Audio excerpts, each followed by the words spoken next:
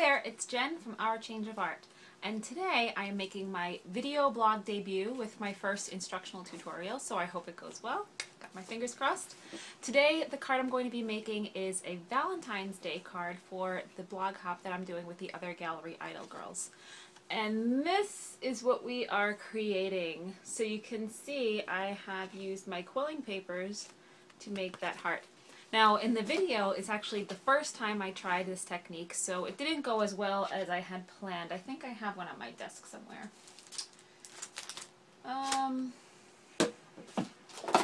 Alright, my desk is a mess. Oh, there it is. And yes, I totally just cleaned off this side of the desk so that you wouldn't see all the junk that's like on that side of the desk. So this is the one that I made in the video. It's a little bit wonky and it does not go as far in on the top as I would want. So when I actually made one for the card, I made it a little bit better. So, you know, it's a learning curve. But it was really fun to do, and I'm going to speed up the video so you don't have to sit through the whole process. But honestly, even with that, it didn't take too much time. And the second time I made it, I was watching TV, so it was mindless. Alright, well, I hope you enjoy my first video, and let's get started. Well, I should probably specify that this is technically my second instructional video that I've made. It's the first one that's going live on my blog, but I did participate as a guest designer for the online card classes Clean and Simple Card Making number 2 class, and my first video is on that. So if you guys want to check out the first official video I've made, go and take that class. It's awesome and you're going to learn a whole lot from it. I know I definitely did. So I took a piece of scrap paper and I punched out a heart. This is going to be the template for when I put my push pins or straight pins into the corkboard. I put another piece of scrap paper underneath that, and this is going to be very helpful for when I start getting messy later with the glue. I tend to drip it here and there, so I definitely did not want it to get on the corkboard underneath. As I do this, I'm being really careful to evenly space the pins as best as I can, and also to make the left-hand side the same as the right-hand side. I want a symmetrical result once I start wrapping the quilling paper around, so now's the time to get that correct. Near the bottom of the heart, I'm leaving empty space. Those are the straight edges, so I'm not going to be wrapping anything around them there. I only need the pins for the curve. You can see the quilling papers that I'm using for this project.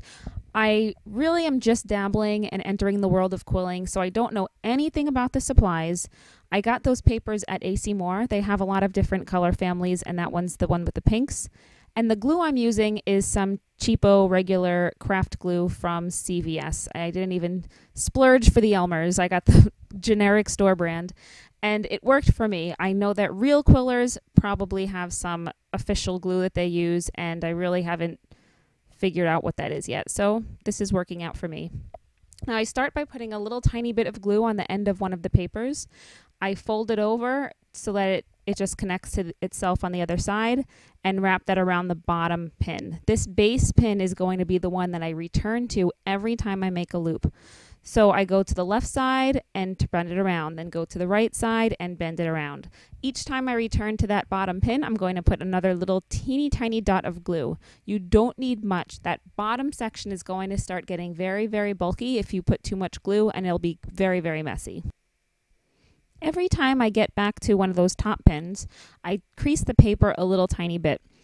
I found at going along that that's going to make the cleanest edge along each of those pins, and it'll help retain the shape of the heart as I want it to be.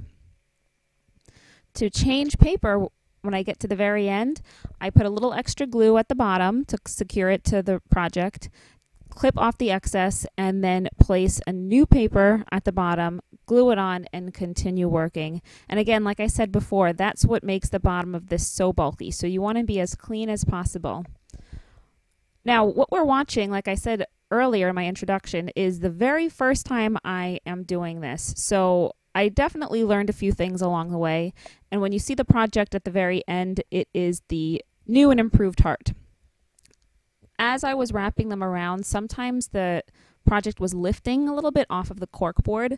So it's imperative that you just keep pushing it down. I want everything to be aligned with each other on the top and the bottom. I don't want some of the papers to be higher and some to be lower. It should all be level across.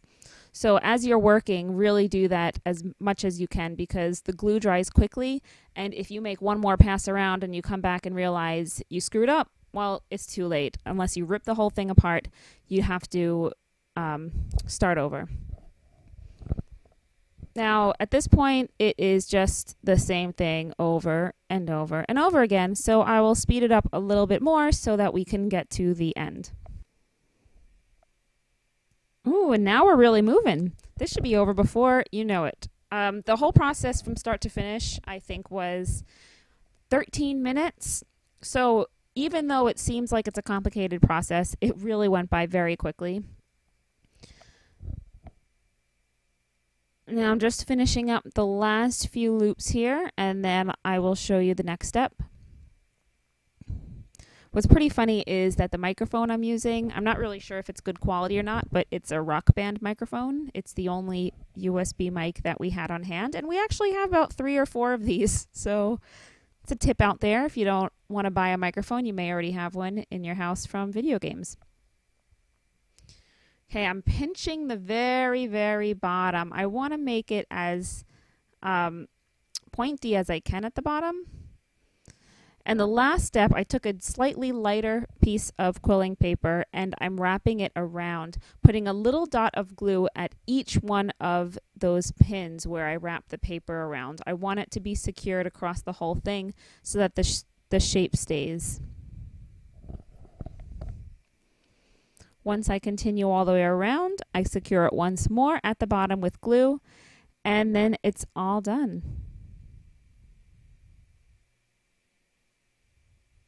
Well, I'm going to sign off here, but to remove it, you just take the pins out and lift up the heart, and you're good to go. Thanks so much for watching. Bye.